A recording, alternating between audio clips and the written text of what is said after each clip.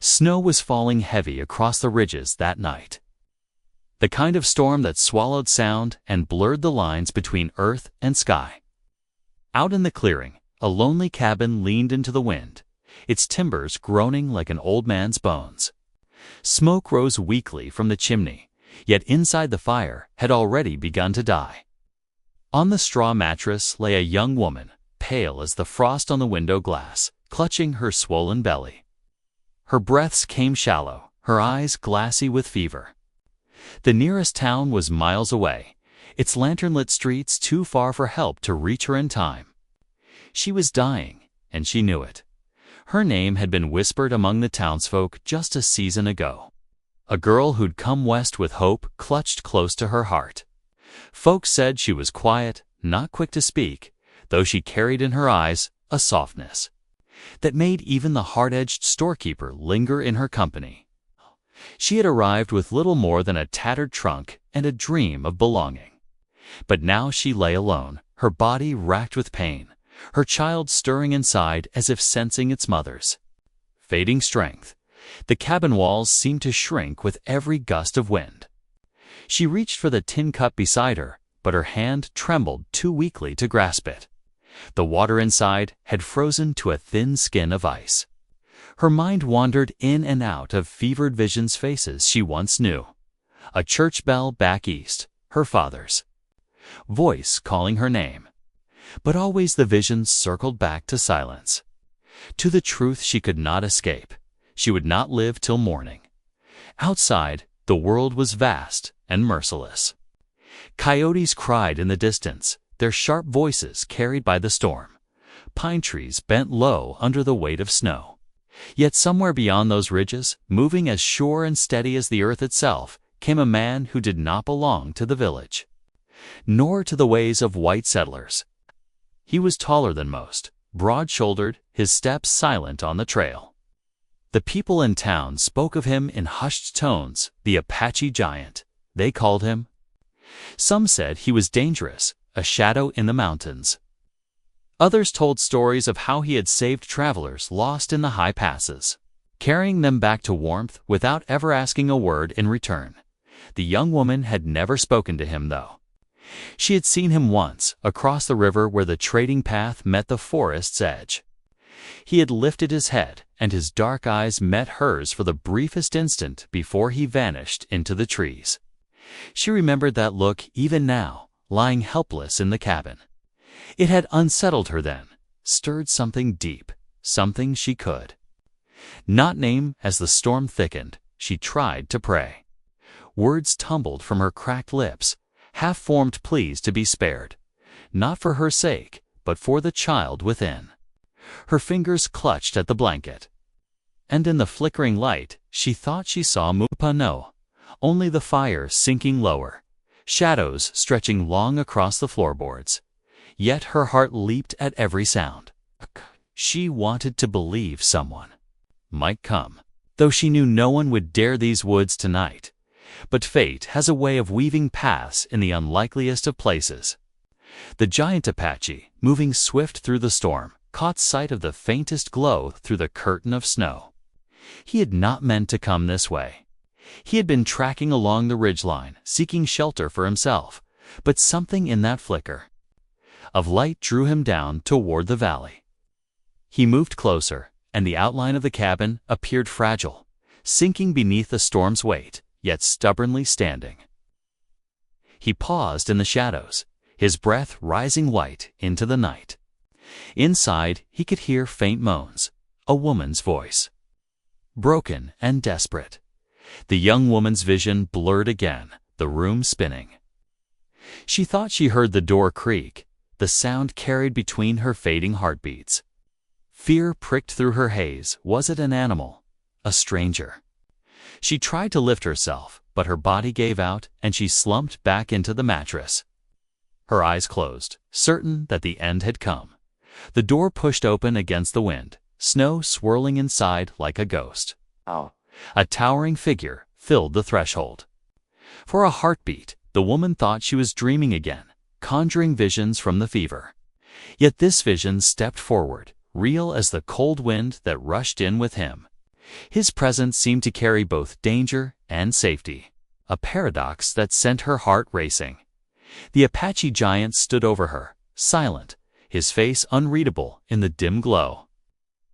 His gaze fell upon her frail body, her hand clutching at her swollen belly, the faint tremor of life stirring within. His chest rose with a heavy breath, as though weighing the choice lay before him. The woman's lips parted, a whisper escaping, though the words were too faint to hear.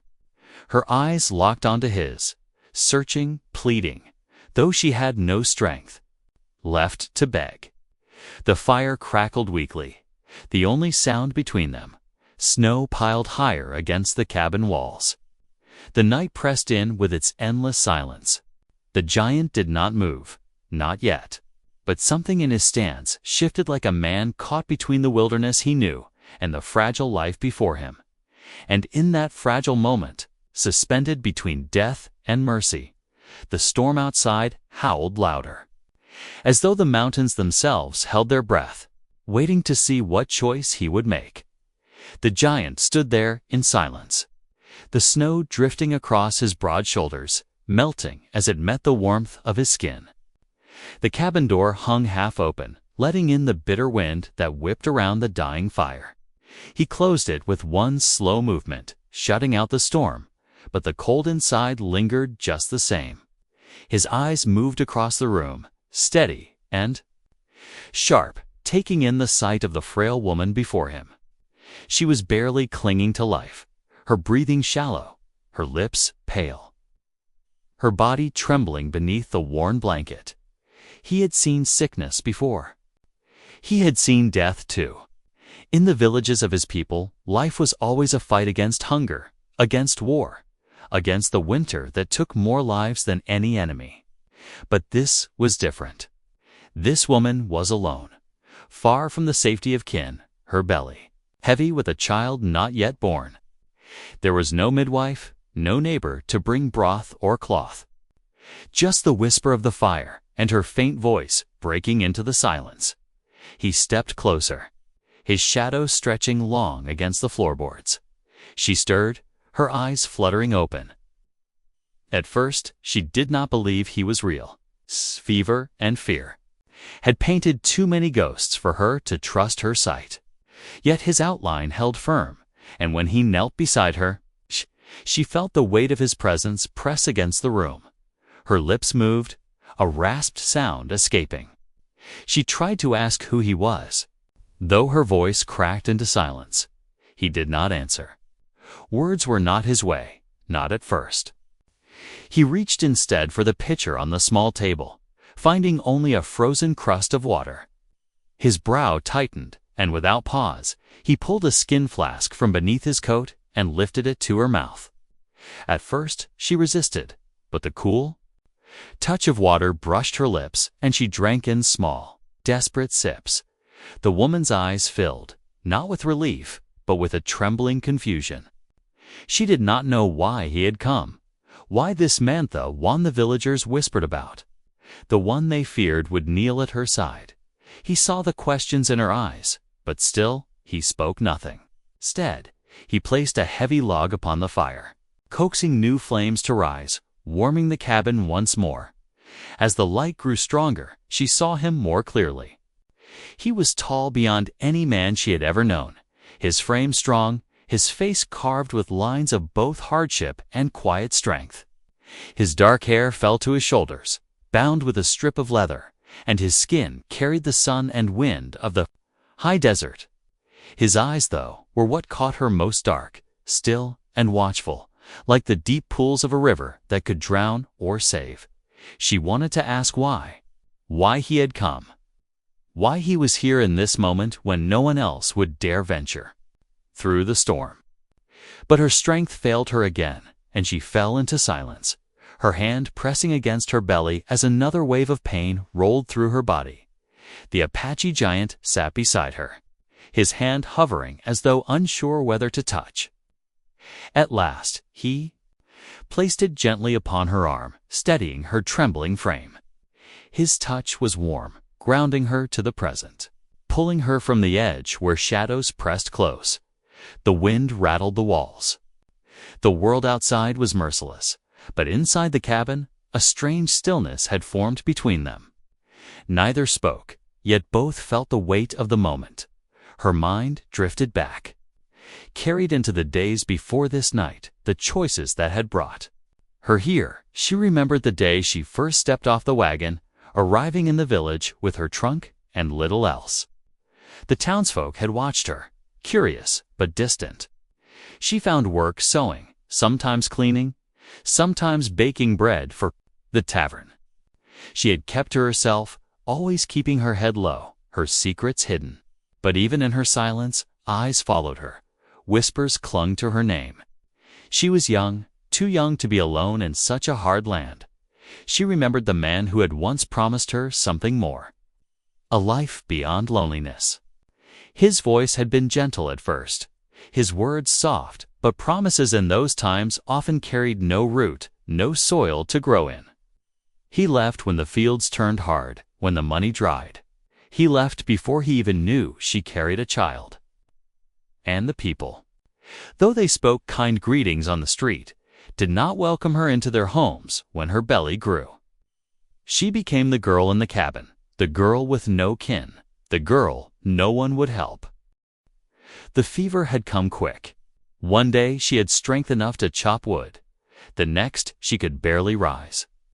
And so the long days turned to nights, her body failing as her child pressed closer to birth.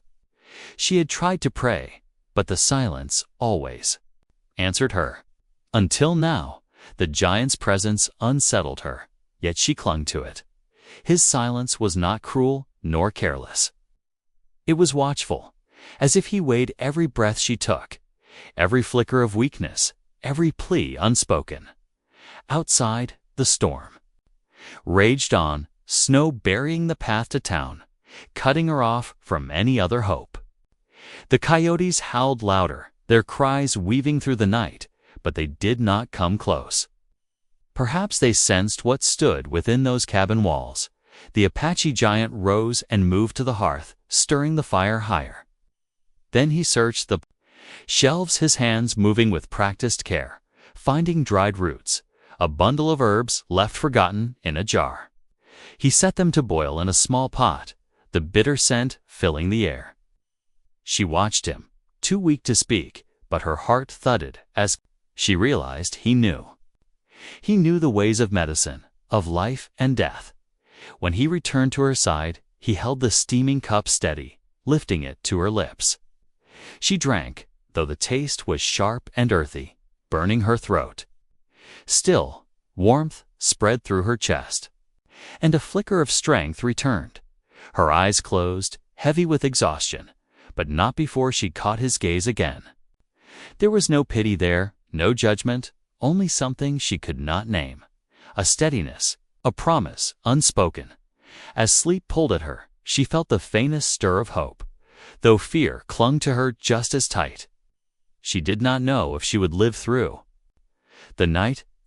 She did not know if the child within her would see the light of morning. She did not know why this man had come, nor what he would do if she slipped away. The fire crackled, throwing shadows against the walls, and the giant kept his place beside her. Outside, the mountains slept beneath their blanket of snow, the storm swallowing all sound, and in that cabin the night stretched long to souls bound by chance, by silence, and by the edge of life itself. The woman's breathing slowed, her chest rising and falling in fragile rhythm. The giant did not sleep. His eyes never left her, even as the hours dragged and the storm deepened. Somewhere beyond the ridges, dawn would come, but it was not promised to either of them. She dreamed of bells ringing, of a cradle rocking, of hands holding hers in warmth. But beneath those dreams, the shadow of fear pressed close, the sense that not all dangers waited outside the cabin. Some, perhaps, were already here. The night was not yet finished, and neither was her battle. The giant's presence was both a shield and a mystery, and in that tension the storm raged on, waiting for the dawn to reveal what fate had chosen. The cabin walls creaked as the storm pressed harder. But inside, the fire burned steady now, throwing a faint glow across the rough boards. The woman stirred, her body shifting restlessly against the mattress, caught between fever and fragile sleep. The giant sat near the hearth, his long frame crouched low, watching both the flames and the fragile rise and fall of her chest. He did not move often, yet every sense in him was sharp, attuned to her every breath, every faint sound beyond the cabin walls.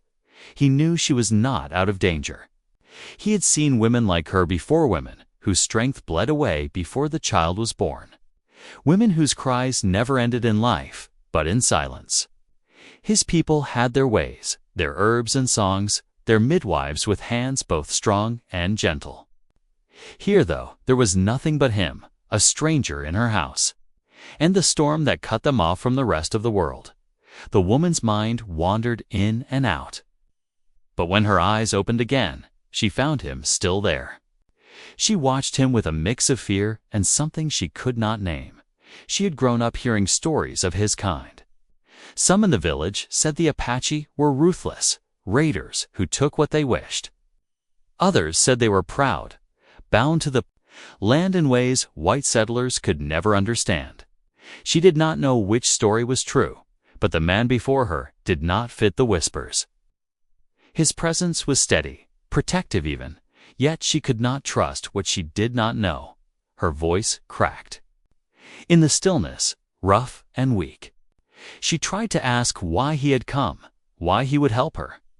The words barely formed, but he seemed to understand. He met her eyes, and for the first time he spoke. His voice low and firm, touched with an accent shaped by his people's tongue. "You would die alone," he said simply. "I will not let it be so." The words unsettled her, not because of what they meant, but because of the weight behind them. He was not promising to save her. He was promising only that she would not be left to the silence. The night dragged on, and pain came sharper now, forcing her to grip the blanket until her knuckles whitened. He knelt beside her, steadying her, holding her shoulders firm as she gasped for air. He knew enough to see the child was coming, though too soon, too sudden, with her body weakened by fever. She closed her eyes against the waves of pain, clinging to the sound of his breathing as if it anchored her to life itself. As the hours passed, memories spilled into her thoughts, unbidden and cruel. She remembered the man who had left her, the one whose voice had promised safety and love beneath the glow of lamplight. He had kissed her hand, had spoken of a small farm where they would grow wheat and raise children.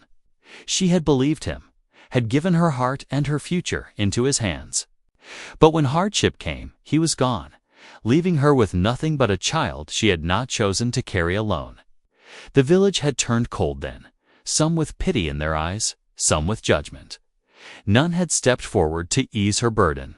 She had thought herself strong enough to face it until sickness had stripped that strength away. Now, with every sharp cry that escaped her lips, she felt her fear deepen. She feared death, but more than that, she feared leaving her child in a world that had no kindness waiting for it. She turned her eyes to the man beside her, the one no one trusted, the one everyone feared. And in that moment of despair, he was the only soul who had not turned away. Outside, the storm began to break, though slowly. The wind quieted to a restless moan, and the first hint of dawn grayed the edges of the sky. But the danger was not gone. The woman was weak, and the child's. Time drew nearer with each hour. The Apache giant knew he could not do this alone. She needed warmth, food, cloth, more than the cabin held. He rose at last, his movements quiet but firm, and pulled his heavy coat tighter. She stirred, fear flashing in her eyes as she saw him. "Move toward the door." "Don't," she whispered, her voice little more than a breath. He paused, his hand resting on the latch. He understood her fear that he would leave and never return, fear that she would die in his absence. He looked back at her, meeting her gaze with calm certainty. "I will come back," he said. "You need what is not here." Her lips trembled, but she had no strength to argue. Her eyes closed again, a tear slipping free as he opened the door and vanished into the snow. The world outside was a bleak expanse, white and endless, the trees heavy with ice. He moved swiftly, his steps sure, his body cutting through the drifts with the ease of one who had walked these lands all his life. He did not head for the village. He knew too well what awaited their suspicion. Fear, rifles raised before questions were asked.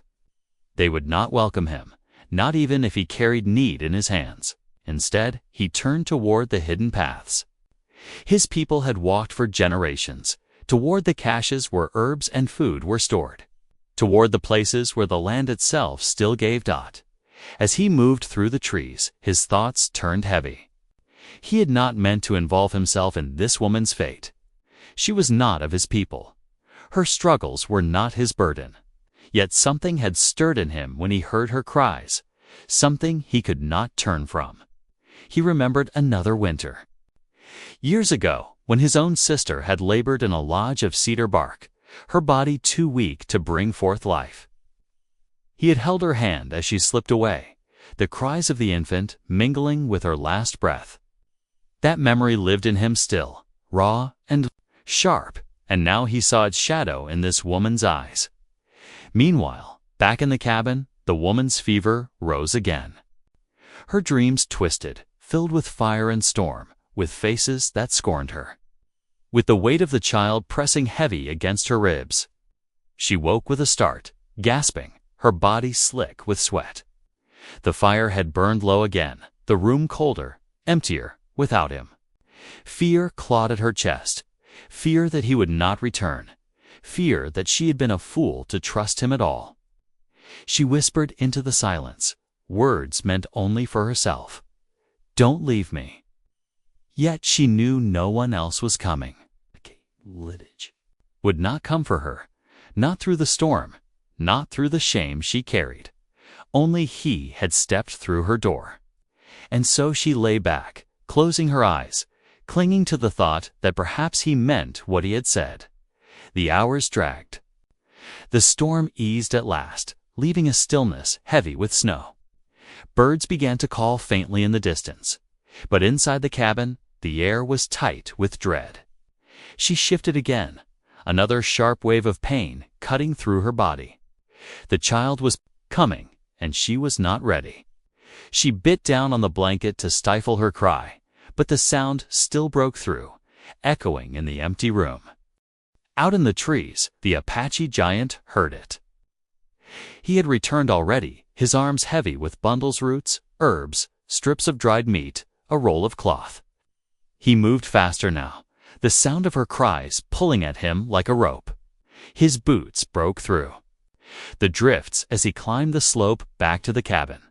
When he pushed the door open once more, she turned her head toward him, her face pale and wet with tears. Relief flickered in her eyes, though it was tangled with fear. He set his burden down and came to her side, his movements swift, practiced, as if some instinct deeper than thought guided him. He fed the fire, wrapped her in cloths warmed by the flames, pressed herbs against her lips once more. He did not speak often, but when he did, his voice was steady, commanding, as though daring her not to give up. Still, the danger hung thick in the air. She felt it with every contraction, every gasp for breath. He felt it too, though he did not show it. The line between life and death was thin, and they both stood upon it. Outside, the sky brightened, but the day brought no comfort. The cabin sat alone in the valley, surrounded by silence, cut off from the world. And within its walls, the storm of another kind raged on.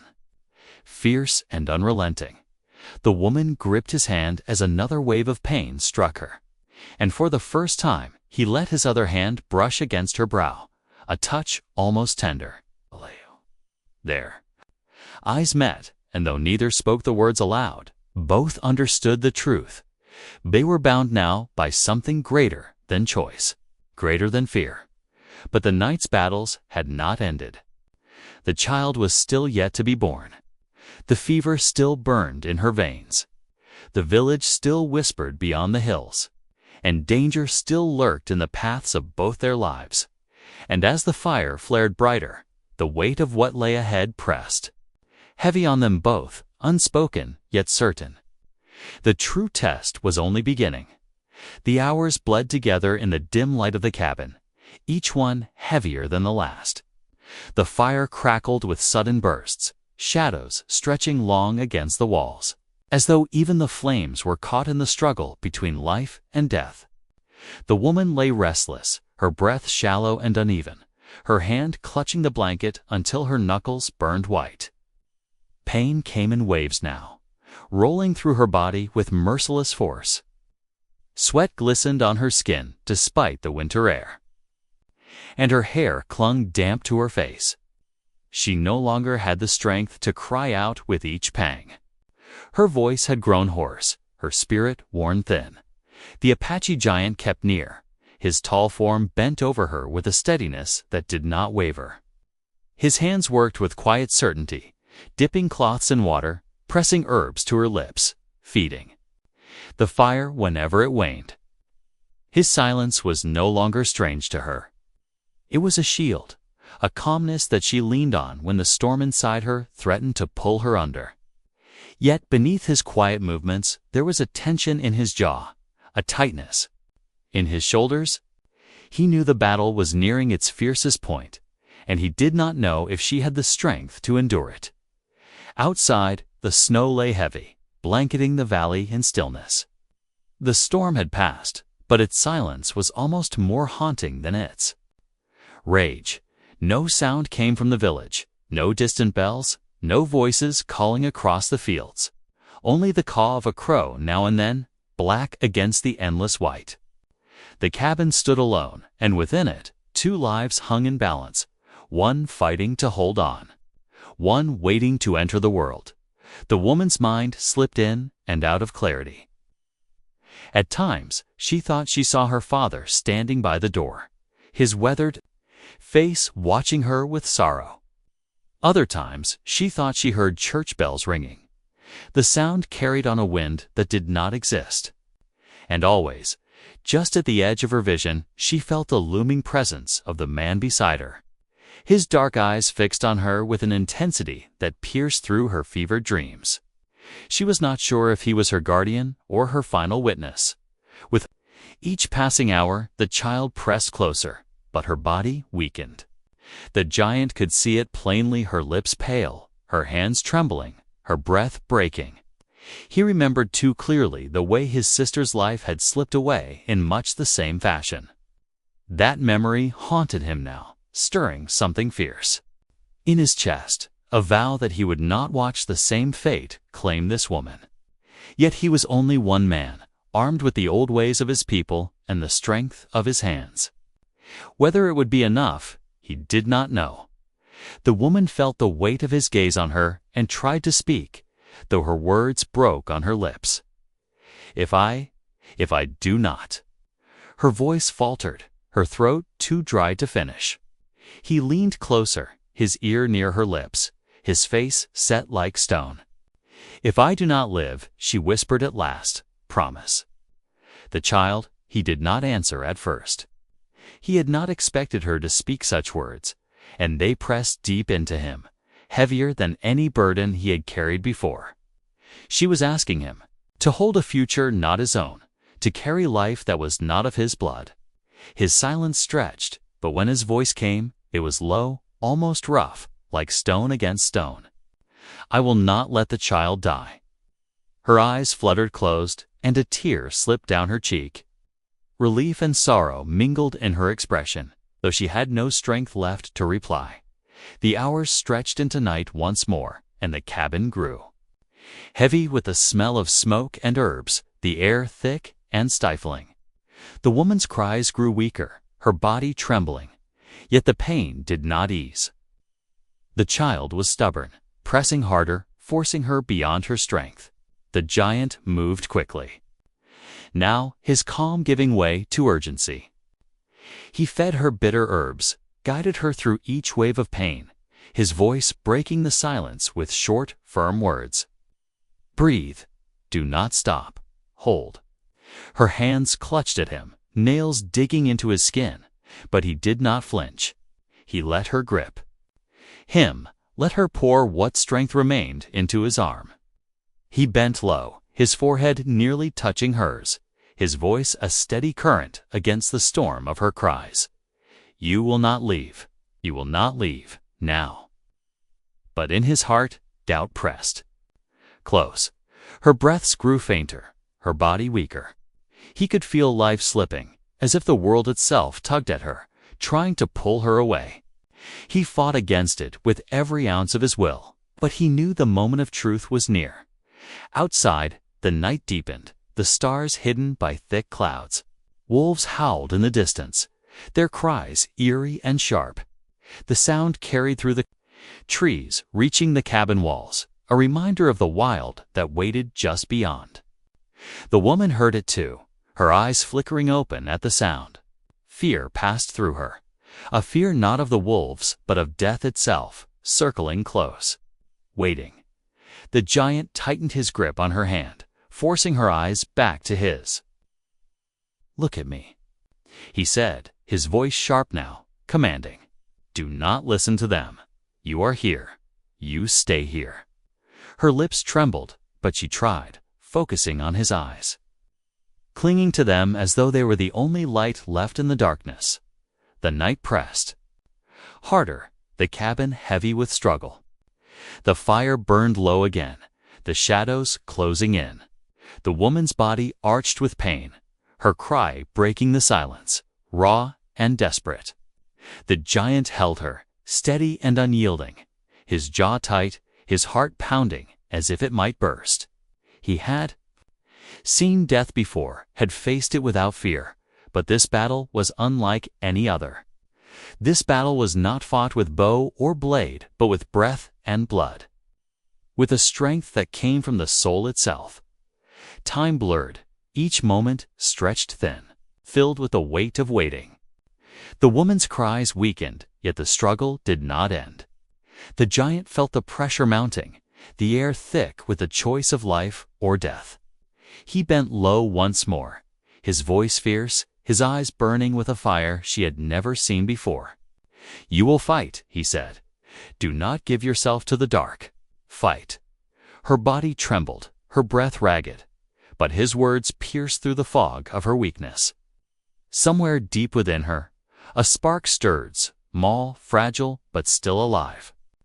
She gritted her teeth, gripping his hand with the last of her strength, forcing herself against the tide that pulled her down. The cabin shook with her cries. The fire flared with sudden heat, and the night outside seemed to pause. The silence. Holding its breath, the giant's eyes never left her. His hand never loosened its hold. He felt the storm of her struggle, felt the weight of her fear, and yet within it, he felt something else, too, something fierce and unyielding, something that bound them both to this moment. And then, as the hours reached their peak, the cabin, filled with a tension so sharp it felt as though the very walls might break beneath it. The woman's cry rose higher, torn from her very soul, echoing through the valley like a bell in the night. The giant's heart thundered, his breath held, his body braced against the storm. He knew the climax was here, the moment where fate would decide whether she would live or fall into silence, whether the child would breathe its first cry or none at all. The fire roared. The wind rattled the door, and the night held its breath. As the struggle reached its fiercest point, and then silence, a silence so heavy it pressed on the chest, so deep it swallowed all sound. The woman's body fell back, her breath gone shallow, her eyes rolling closed. The giant bent over her, his hands steady, his face carved with fire and fear. He knew this was the edge, the thin line where life and death met. The silence seemed endless, pressing on the cabin walls until even the fire dared not crackle too loud. The giant leaned close, his hands steady, though his heart thundered inside his chest. The woman's body lay limp, her chest barely moving, her lips pale as snow. For one breath, then two, he thought he had lost her. The memory of his sister's final silence clawed at him, a shadow rising to swallow the moment whole. But then, faint and fragile, a sound broke through, a cry, sharp and small, filling the air like the first call of dawn. The child's voice pierced the stillness, and the giant's eyes lifted, his breath catching. He had not realized he had been holding his breath until that moment when the weight of it left him all at once. He wrapped the newborn in a strip of clean cloth, his hands unexpectedly gentle for their size, and placed the child against the mother's chest. Her body stirred, faint but alive, her eyes fluttering open. The sound of her child's cry reached her, and tears slipped down her cheeks. Not of sorrow, but of something deeper, something she had not dared to hope for. Her hand trembled as it brushed the child's face, her voice little more than a whisper. Alive. The giant only nodded, his dark eyes steady, his face unreadable, though a shadow of relief softened the lines of his brow. He fed the fire again, making the flames rise strong and bright, chasing the cold from the cabin. The light wrapped around them, three souls bound together now, no longer by chance alone. Hours passed, though they felt like moments stretched thin. The woman lay weak but breathing, her child against her chest, tiny hands curling and uncurling. She watched the giant move about the room, tending the fire, preparing herbs, keeping guard at the door, as if the night itself might try to steal what they had fought for.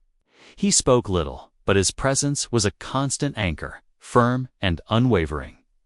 When strength returned to her voice, she asked him softly, "Why?" It was not the first time the question had lingered on her lips, but now it came with more weight. Why had he come? Why had he stayed? Why had he risked so much for her when the village would not have done the same?